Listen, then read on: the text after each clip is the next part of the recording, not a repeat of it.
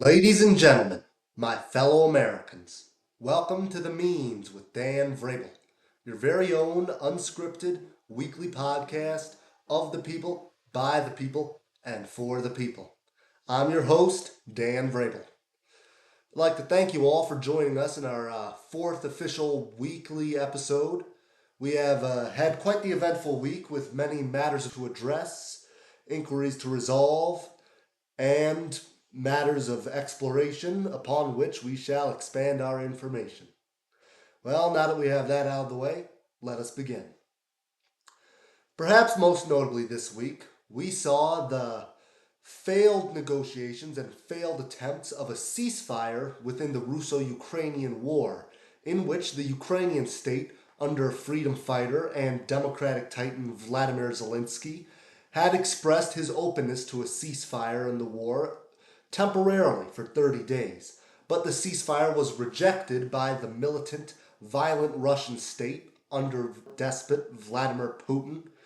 who stated that he would only agree to a ceasefire if, and I quote, the Ukrainian state would pull back all military force and military presence from not only the provinces of Donetsk and Luhansk, which have been rightfully that of Ukraine for many decades now, but pull back forces from outside of the capital city of Kiev, potentially leaving it open to hostile Russian fire. The fact of the matter is,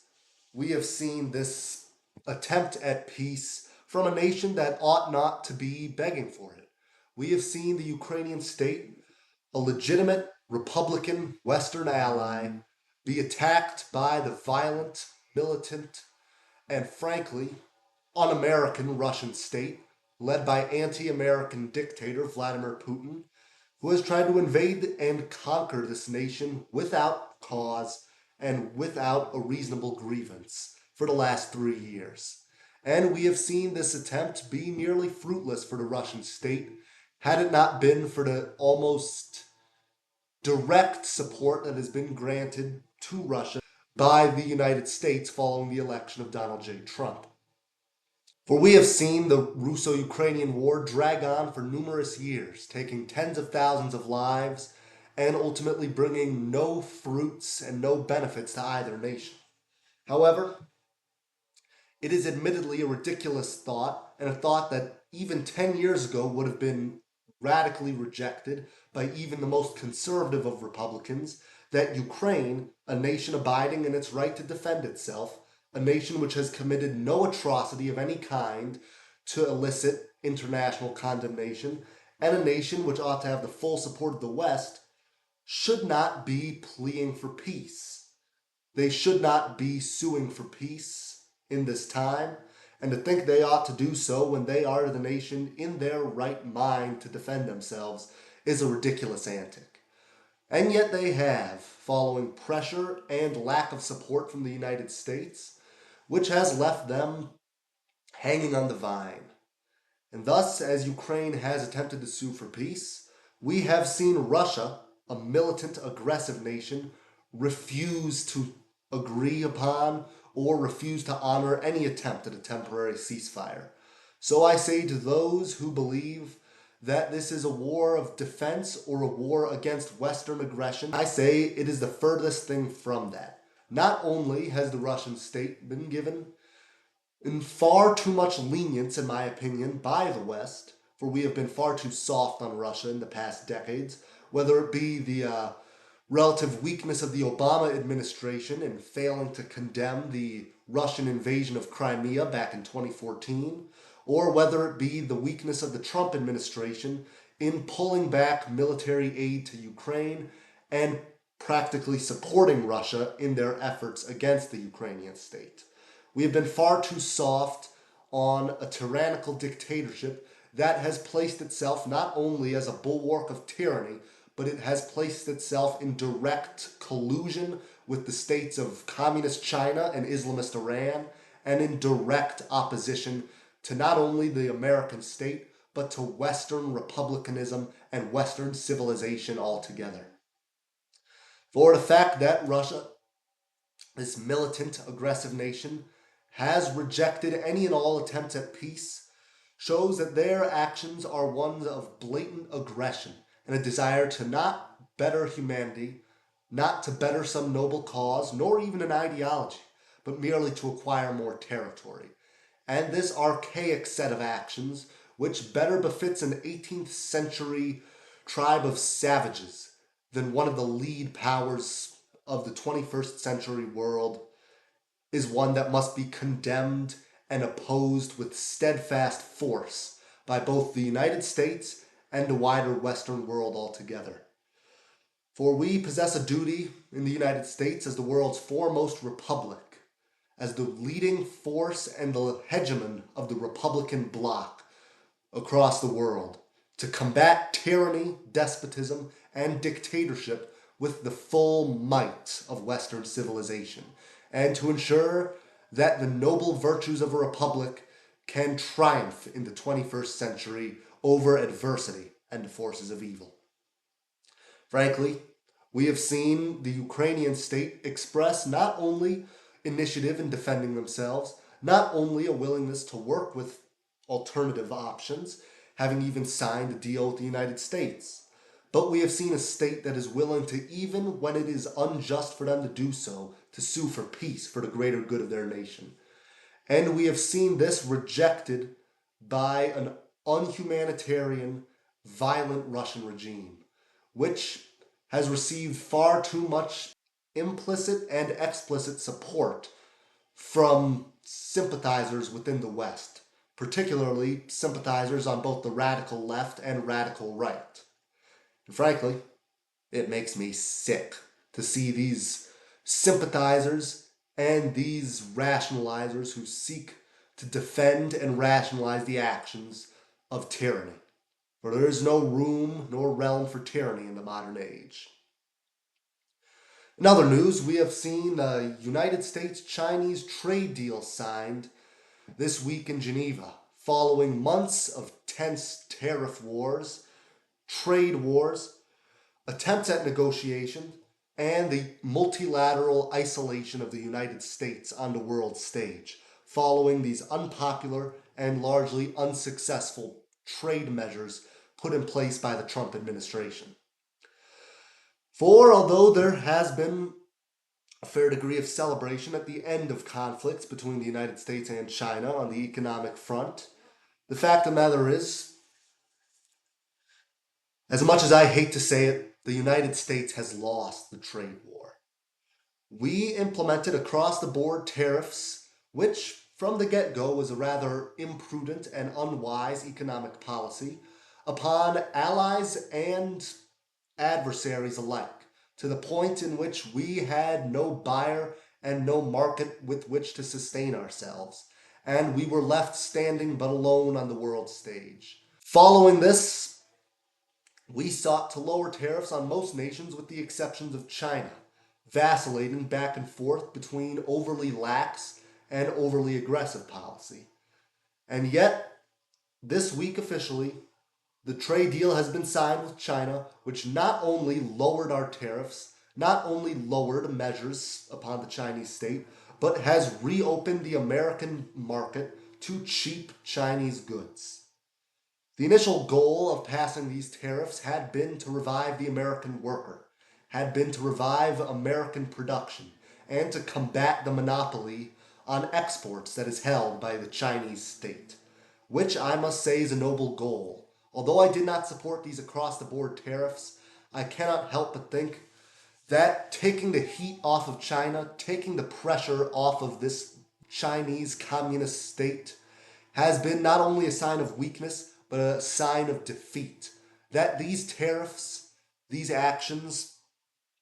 were ones which we initiated, and yet we were the first ones to flinch. We were the ones who came to the table with our hands open, begging. And the fact of the matter is, 20 years ago, an affair of this kind, in which the United States not only isolates and rejects our allies' support, but one in which we are unable to triumph over the force of China on the economic stage, is an affair that would have been dismissed and laughed at by just about any rational mind, as near impossible, as a mere dystopian fantasy of the future, dreamt of by only the most fervent anti Americans. And yet, this is where we find ourselves in the present day. We find ourselves entering a new Cold War between what ought to be a united front of Western republics and noble Republican nation states, united around the virtues of Western civilization, and the bulwarks of tyranny, which are represented by communism headed by China, militarism headed by Russia, and Islamic fundamentalism headed by Iran. For we ought to take upon ourselves the duty to combat these bulwarks of tyranny and to reassume our rightful place as the hegemon and leader of the Republican bloc. And yet, with both our diplomatic and economic policy, we have not done that. No, far from it. What we have done in the last several months has been to isolate ourselves and cut off our support from our allies. What we have done has been to detriment the American consumer. We have seen not only prices rise for the American consumer, but domestic production go down amongst the American worker. These tariffs, which in an ideal world would have generated domestic production, as American goods would serve as an alternative to more expensive foreign goods, did not occur. The only ideal benefit of tariffs ultimately did not come to fruition, thus rendering these tariffs a near incoherent venture for the American state. I've made it clear that some form of moderate tariff policy, of selective tariffs, would be beneficial. Tariffs on nations with a monopoly on exports, such as China, which would serve to cut down on this monopoly and give greater power to the American producer, alternative producers, and the Western democratic order to have a greater power in production as opposed to the Chinese state. And yet, following what was ultimately, initially, an overly aggressive tariff policy, we backed down and took the heat and pressure off of the Chinese state. Thus, this trade deal, if we look at the actual fine print, it does not generate a single American job. There is no provision within it that establishes new American jobs. It merely establishes a continuity in trade between the United States and China, in which we will reassume our role as the consumer within this deal. We will reassume our role as the consumer of Chinese produced goods, which has served not to benefit the American worker in swamping them out with cheap foreign goods. It has served not to benefit the American consumer in making them dependent on a foreign nation, and it has definitely not benefited the American businessman, who has lost just about as much as anybody in the last couple weeks, seeing that we have been isolated and we have been misguided in our economic policy. If this deal had within it a provision that would have generated American jobs or established that we are going to subsidize and create new productions within and on American soil, it would have been a beneficial deal. But there is not one provision of such a nature within that deal. We caved into the Chinese state and we caved into communist China in this deal in a mark of unprecedented weakness of the American state that has not been seen in the West since the days of appeasement and Neville Chamberlain in the 1930s. For this level of weakness and appeasement is not only unbecoming of our nation, but it is unbecoming of the Western Republican order. And if we were to have any tariff policy or any hiked tariff rates, the nation with which we would implement them upon is and ought to be China. So to see us make this about face and go from tariffs on China to absolutely no measure condemning China and simply buying their goods once again as status quo antebellum is rather disappointing to see. Moreover, not only did we cave in and restore the previous status quo of American jobs leaving the country and being offshored to nations such as, mainly, let's face it, China, China has been able to grow less dependent on us as we made this month-long venture into isolationism. As we removed ourselves from the international market, China was able to find and expand its variety in buyers. So, although we are no less dependent than we were on China 3 months ago, China is far less dependent on us than they were 3 months ago. And their power has rapidly expanded in the last several months. For not only have they been undergoing a rapid military armament and expansion of their military, the largest expansion that we have seen since Nazi Germany's secret rearmament in the 30s, but they have expanded their diplomatic ties, and as much as it detests me to say it, China and the forces of communist tyranny are currently winning the war for the 21st century. And thus, we as a nation and we the people must be steadfast in combating Chinese tyranny and the bulwarks of tyranny, and in defending the traditions of Western republicanism. For it is in our hands to chart the course of the 21st century. So let this course be one not of blood and sorrow, but one of the rule of law and one of progress and prosperity. Moreover, we have seen the India-Pakistan war continue, as not only has our ceasefire and our signed stalemate failed, having been violated within only a couple hours by both sides, resuming strikes on one another, but we have seen Pakistan be supplied with weapons granted from the Chinese state. We have seen the Chinese backing of the Pakistani government, which has served not only at this point to deny any protection of terrorists, but to refuse to allow the Indian government to aid in weeding out such Islamic fundamentalist groups. But we have now seen Pakistan place itself in direct alignment with the hostile Chinese state and in direct opposition to the Western Republican order. For although I will be the first to admit that the India-Pakistan conflict is one with a great deal of nuance, this time around, in the year 2025, the Indian state, a peaceful, objectively democratic republic, had been attacked by Islamic fundamentalist terrorist groups, and they acted in solely the interest of self-defense in seeking to eradicate a group of terror, in an action that frankly I think every Western republic, including our own, ought to have supported with greater vigor. But we had not done so. In fact, the Trump administration stated that they would explicitly stay out of the India-Pakistan conflict, even when Pakistan was backed directly by China, and when both the Chinese and Pakistani state have now gone so far as to harbor terrorist groups and Islamic fundamentalists within their own country. For I am not trying to antagonize any one nation, but I am trying to say this. If you are not willing to open your borders to allow for the eradication of terrorism, if you are not willing to collaborate with the world's republics and Western civilization to eradicate terror,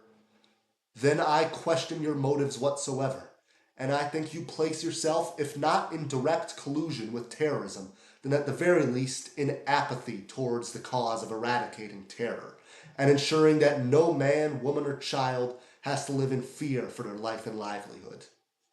Frankly, it makes me sick. We have not only seen China actively grant weaponry to Pakistan, thereby putting themselves in direct opposition and conflict to India,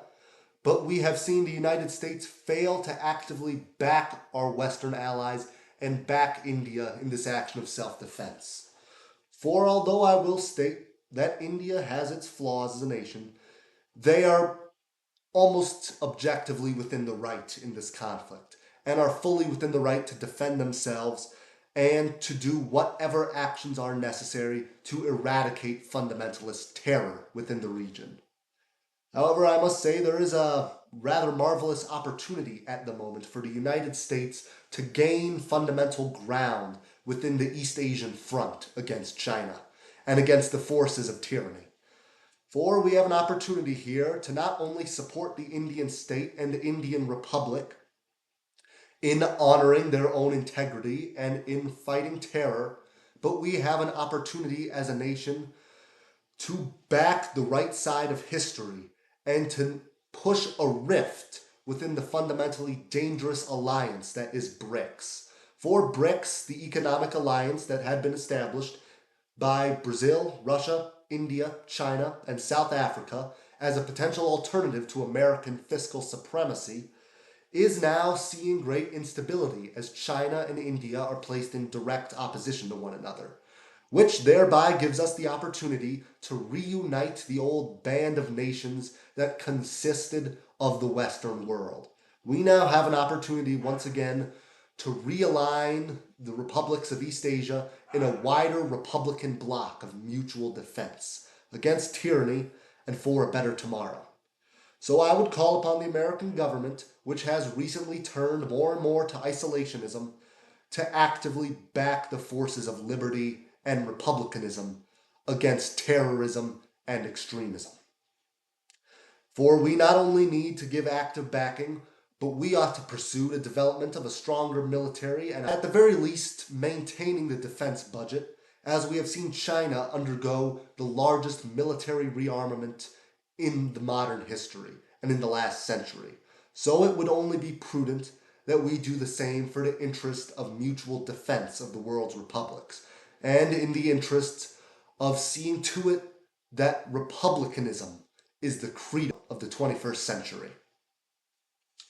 In other news, we have also seen within Pakistan the western territories of Balochistan reportedly declare independence from the Pakistani state. This rather shocking news has come in the midst of this conflict, which, if successful, could potentially render nearly half of Pakistan's entire territory in jeopardy of becoming independent, which, although I have not fully made up my mind yet at this point, could serve potentially as a rather marvelous opportunity to see to it that we have a new ally in combating Islamic fundamentalism and the influence of communist China.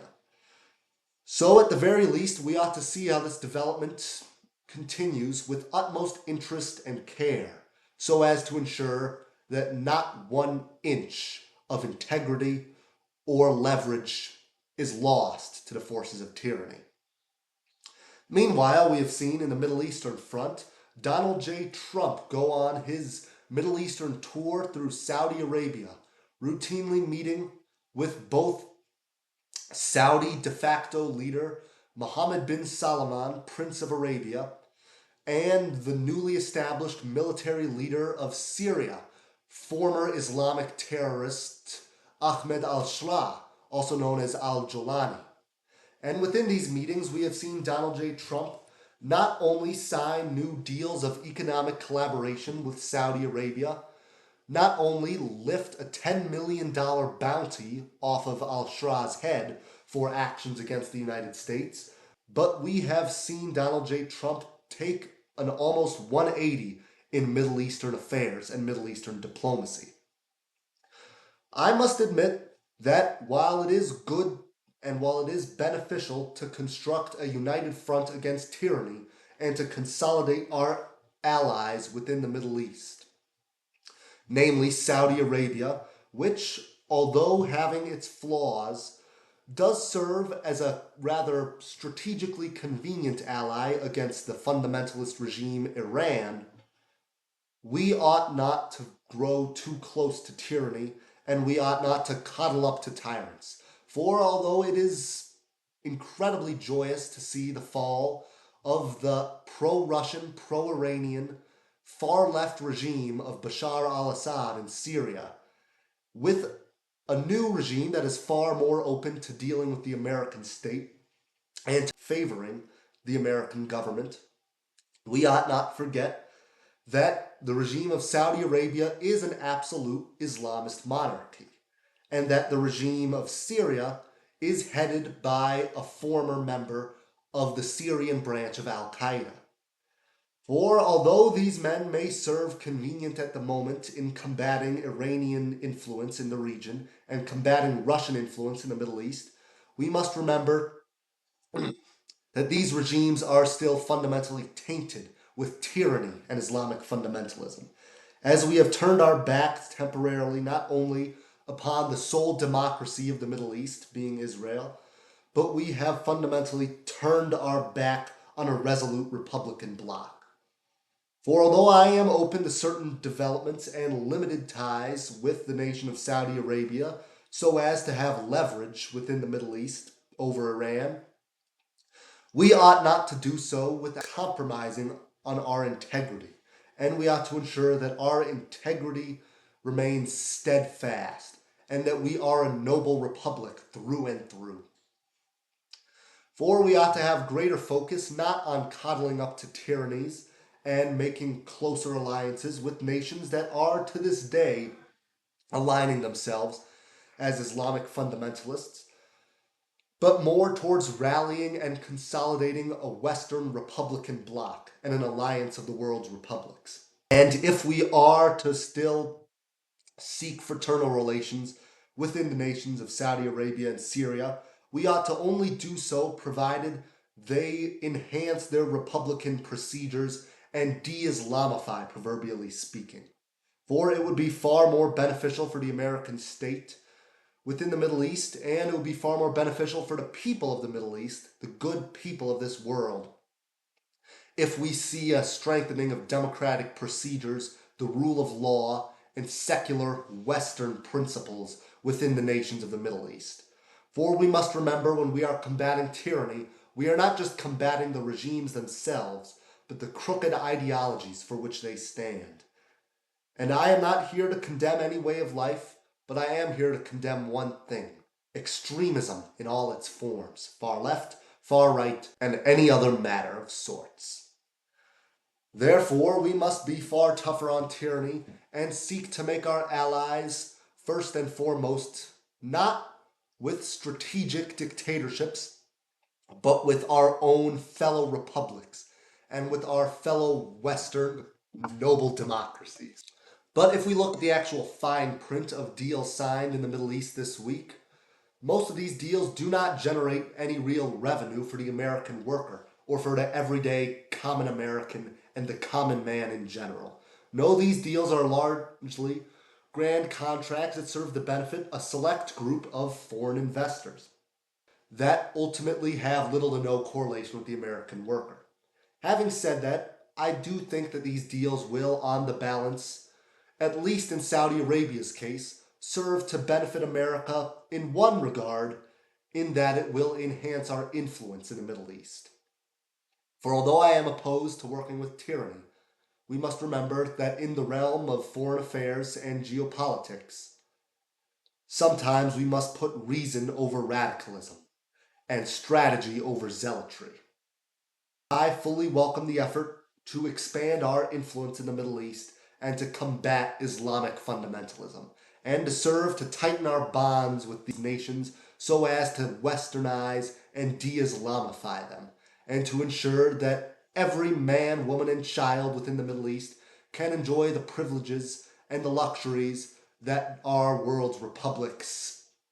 imbibe in every single day.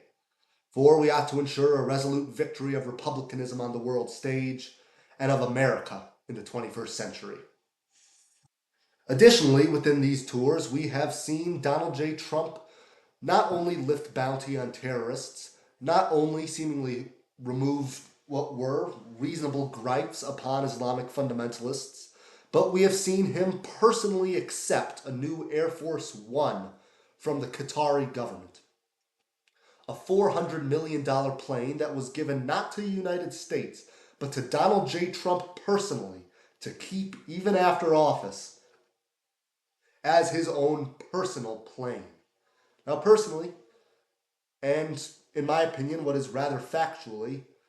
I cannot help but perceive this as anything other than a clear and objective bribe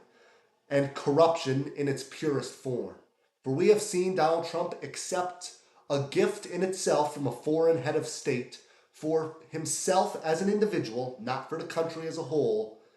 and to enrich himself personally in exchange for the favorable treatment of this country. These gifts and these rather backhanded and crooked dealings are behaviors and practices that are better left in the dark ages and better relegated to the ash heap of history. Frankly, I find it disgraceful that we would even think of accepting such a gift, and I would call upon any rational Congress, if one was to exist, to pass a law and regulation that prevents the United States president from accepting blatant gifts from foreign heads of state. And I think that any action in such a direction, which would clamp down on the enrichment of politicians and on corruption in our state, would serve to greatly enhance and benefit the creed and the virtues of our republic. Moreover, although we have seen Donald Trump make egregious action after egregious action, coddling up to tyranny, degrading our credibility, delegitimizing American market purchasing power, and losing the trade war to China, we have seen no better alternative presented by the Democratic Party, who since their cataclysmic loss in 2024 has been almost entirely inactive on the national stage, with the exception of a few selective extremists. For we have seen the party fail to learn how to speak to the people, and I say in as blunt and simple terms as possible to the Democratic Party, if you wish to redirect the nation and take back our common destiny in 2026 or 2028, or any other year for that matter, you must learn to speak to the people again, and not the other way around. For if you are unable to speak to the people, and if you are unable to address the matters that truly apply and pertain to the everyday American, cost of living, a good economy, a corruption-free government, and an honorable society, then you are unable to serve the American people with adequate vigor and with adequate resolve. And if we lack this, we lack a fundamental alternative to the current administration. For we require a noble, loyal, steadfast opposition that is willing to present not only its undying loyalty to the rule of law, but its undying devotion to the virtues of a republic and to the betterment of our civilization. We have seen within the Democratic candidate pool, we have seen the emergence of a great many names and big household names within the Democratic Party's discussion for prospective nominees in 2028. First among them, we have seen New York Representative and noted far-left Congresswoman Alexandria Ocasio-Cortez, who, in her tour across the country with Bernie Sanders, has served as an ideological successor of sorts to the Vermont senator, and has sought to present herself as the heir to the hard-left faction of the Democratic Party. And yet, I must state with utmost confidence and alacrity, and with utmost concern for the American people, if the Democratic Party wishes to take back the American destiny and the halls and helm of government in 2028, going within the direction of the far left sector of the party and within the radicalism of is the absolute worst possible way to go about doing so, and could only perhaps be paralleled by renominating Kamala Harris in 2028. For although Ms. Cortez does have some of the right ideas on issues such as healthcare, her ideas would not only serve to amount to great economic upheaval in the disruption of the market and in the disruption of enterprise, but it would serve to isolate ourselves further on the world stage and to abandon the American duty as the world's foremost republic,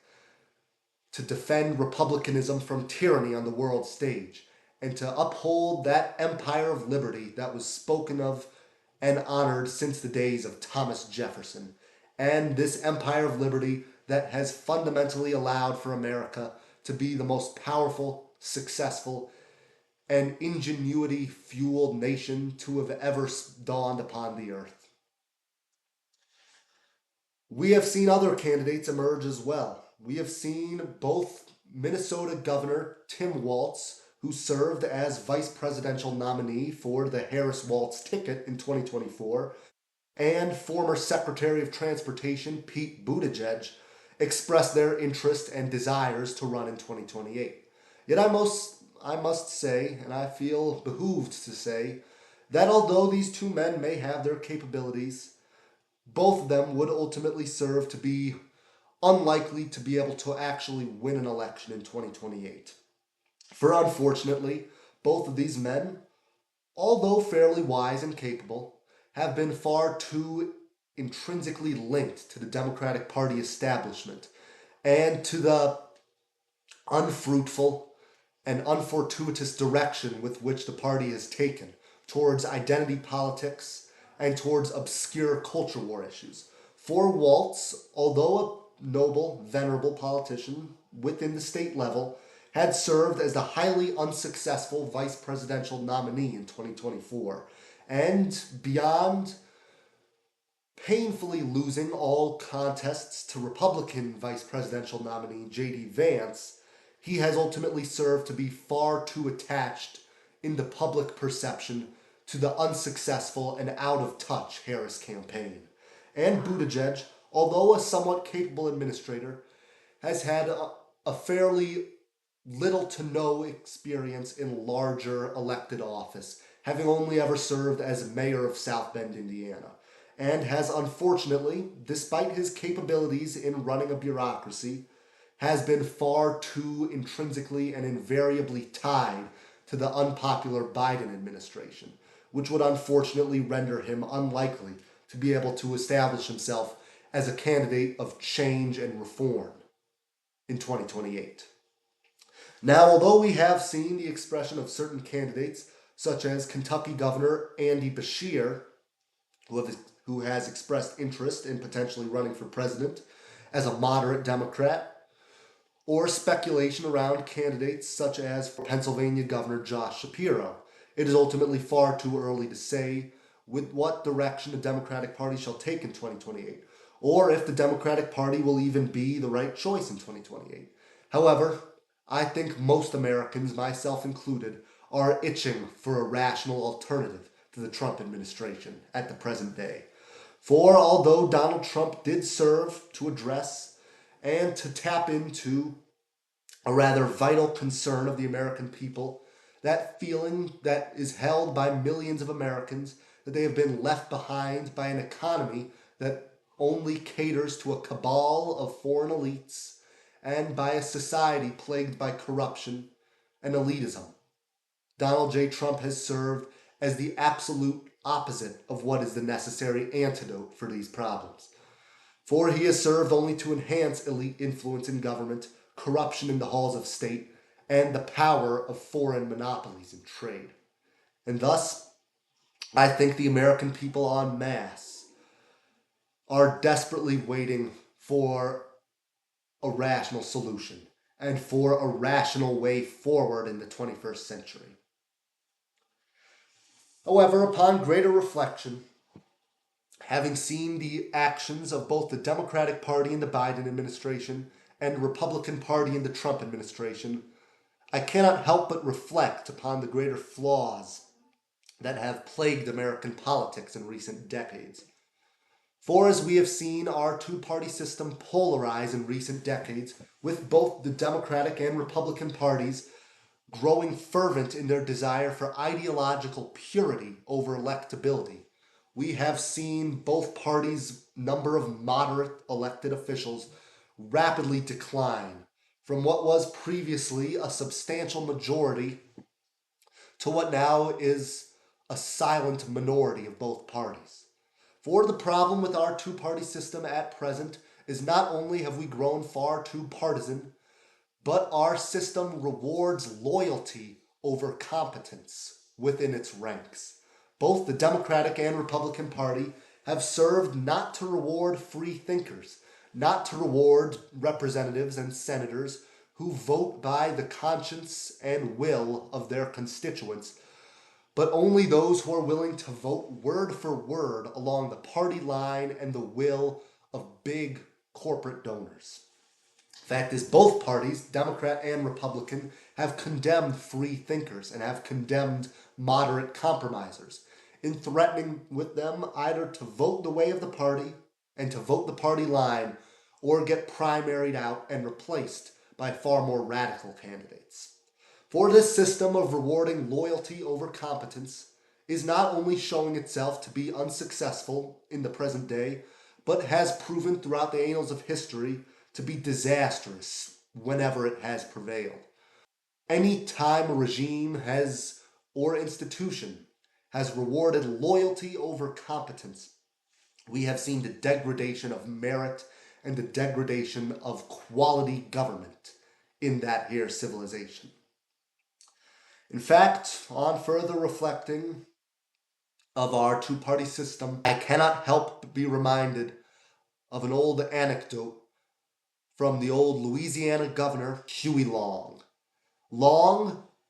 a statesman who I greatly respect for his devotion to the interests of one group and one group only, the American people, once said that our political scene is much like a restaurant. You have the Republican waiters on one side and the Democratic waiters on the other.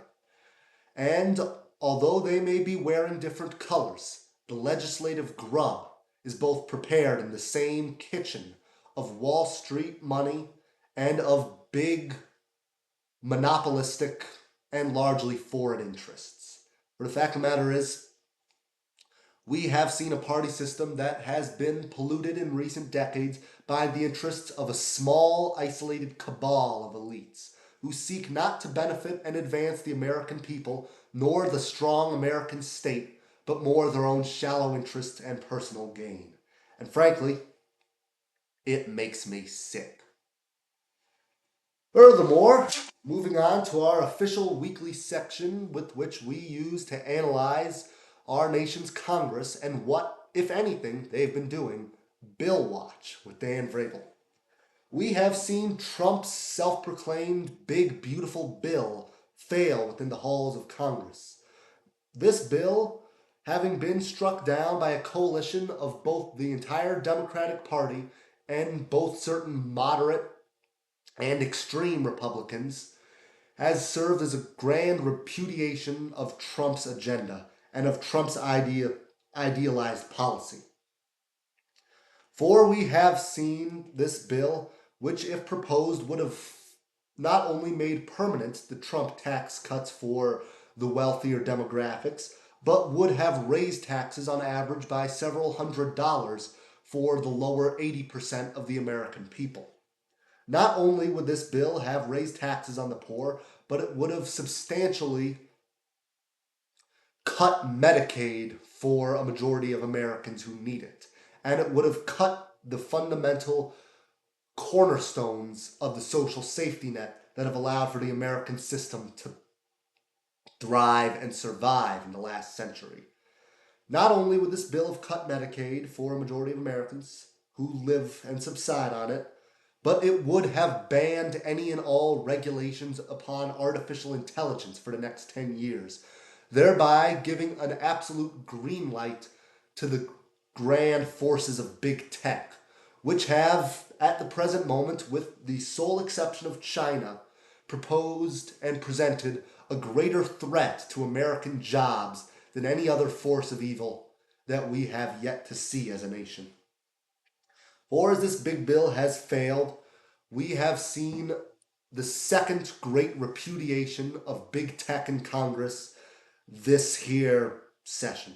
And we have seen this grand repudiation and rejection of the forces of big tech and of foreign monopolistic interests by the American Congress and American people, with which and to which I commend the Congress for doing. For artificial intelligence at the present moment is the number one internal threat to American jobs and to America's traditional societal order.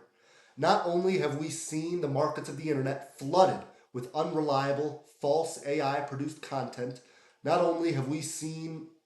the standard of content greatly lowered by AI, not only have we seen the integrity of content and the integrity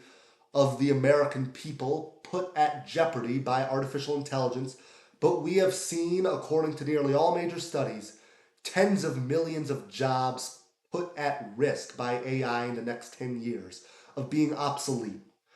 which, if successful, would render tens of millions of Americans unemployed and could potentially send disastrous ramifications upon the American market, the American economy, and the American family's ability to put food on the table. For if the working man cannot feed his family, if the working man cannot provide, and if we cannot see the American people be able to make an honest day's wage and an honest day's work, we lack the fundamental prosperity and the free market ingenuity that has truly defined our nation and allowed for American prosperity to emerge in the 21st century. Therefore, I call for steadfast opposition within both those on the left and the right against the big tech lobbies that have not only bought out much of the Republican Party and Donald J. Trump himself, but have bought out a great many Democrats, including my own state, Colorado's Governor Jared Polis, who has recently expressed his interest to prohibiting any and all regulations on artificial intelligence in a design that nearly entirely replicates the proposed Republican bill of Donald J. Trump. Therefore, I call not only to combat AI free riding, not only to combat the prevalence of AI and the threat posed to American jobs, but I call to keep humanity first and to pursue an agenda of humanity first above AI, for that is, in my opinion, what shall be the defining characteristic of economic controversy in the 21st century. If man shall be able to keep their livelihood in the daunting and seismic face of a cold-hearted machine. In other news, we have seen the Pelosi Act proposed by Josh Hawley, which would have prevented and prohibited Congress members from trading stock, be aggressively denounced by the House Republicans, namely by Trump loyalist and Republican Speaker Mike Johnson, who said that this bill, forged in the noble interests of combating corruption, would have decreased the incentive to run for Congress and would have only brought men of conviction into Congress, which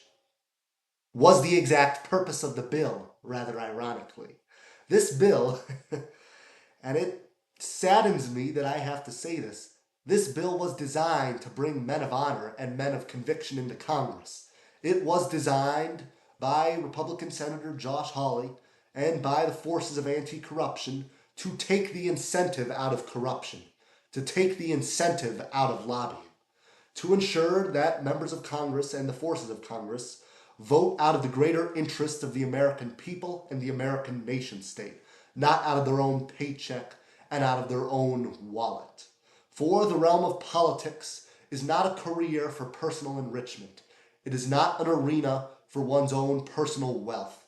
No, politics is a matter that is used solely for duty and a profound sense of duty and conviction to the American people. That is what it is and ought to be. So I am greatly saddened to see this bill fail and be denounced by a Republican Party that is increasingly being taken over by a big tech, big money lobby. Hell, I never thought I'd say it. I miss George W. Bush's Republican Party. I miss the old Republican Party, and I miss the old way in which, although admittedly more friendly to big money, there was at least a sense of rationalism within a majority of the Republican Party, which I unfortunately cannot see as much today. Lastly, we have seen the Megabari Act, which was proposed by Republican Representative Joe Wilson, pass the United States House of Representatives, having received support from both a majority of Democratic and Republican legislators of moderate persuasion, while having been opposed by an obscure coalition of far-right Republicans who have been far too friendly with Russia and far-left Democrats who have been far too friendly with China, communism, and isolationism. Therefore, I greatly embrace this new congressional coalition, and I must say I hope to see far more of this state of affairs, in which the moderate, centrist, rational Democrats and Republicans of this country vote in unison to enhance the American duty and to expand the duty and presence of the American state on the international stage, in opposition to the increasingly isolationist extremists of both ends, who frankly have more in common with each other than they do with their fellow party members. Lastly, we have seen the United States Supreme Court reject and rule against many of Trump's deportation actions, towards certain refugees, which I must say delivers me a certain sigh of relief. Yet it also delivers me a fair degree of concern and consideration with what direction this state of affairs will go. Are we potentially at a moment in our country in which we're at an impasse, in which the executive branch of the presidency may refuse to follow the rule of law established by the Supreme Court, which would potentially send us down the road to constitutional crisis? Or are we at a moment in which we shall fundamentally honor and uphold the rule of law as the creed of our republic? For we must remember, just as it is a civilization's duty to look after her government, it is a government's duty to look after her civilization. Once again, I'd like to thank you all for listening and for tuning in. We shall be back next week to discuss matters that have yet to reveal themselves and to fundamentally expand our understanding and keep a close eye upon the matters of the world as they unfold before us. Thank you all, and have a wonderful evening.